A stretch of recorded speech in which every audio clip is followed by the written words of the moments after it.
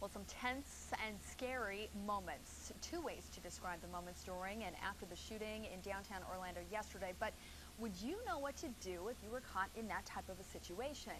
For that answer, we're joined by Dr. Richard Weinblatt via the internet. Weinblatt is the director for the Institute for Public Safety at Central Ohio Tech, but used to work here at Seminole Community College. Thank you so much for being with us.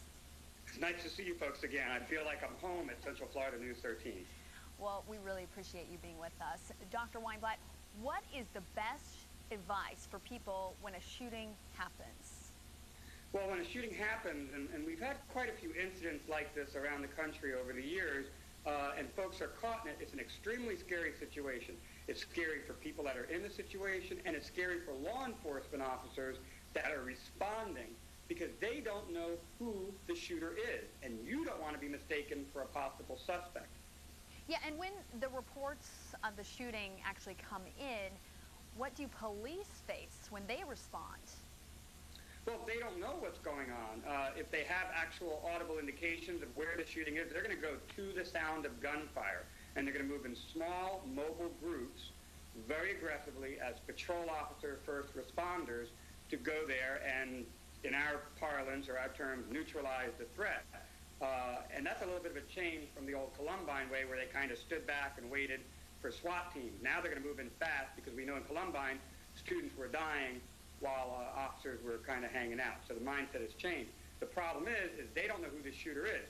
So people in a building need to follow officers' instructions if they're confronted by law enforcement, and they need to show their hands because we watch hands, and you don't want to have something that you do misinterpreted by a responding patrol officer. And just to add to that a little bit more there, Orlando police were actually able to catch their suspect rather quickly. Yes, they did a great job. How do they find a shooter on the run?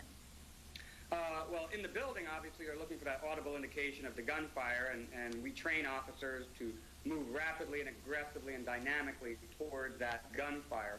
Once they've left the area, they do things like they did there in Orlando, and they did perfectly. They scour the surveillance tapes. They talk to witnesses.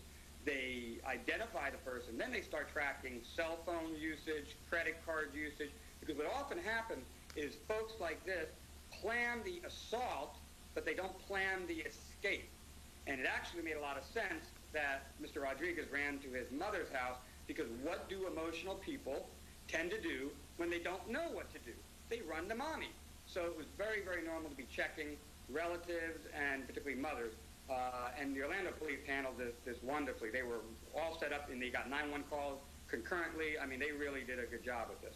All right, thank you so much again for joining us. Again, Dr. Richard Weinblatt speaking with us, director for the Institute for Public Safety at Central Ohio Tech.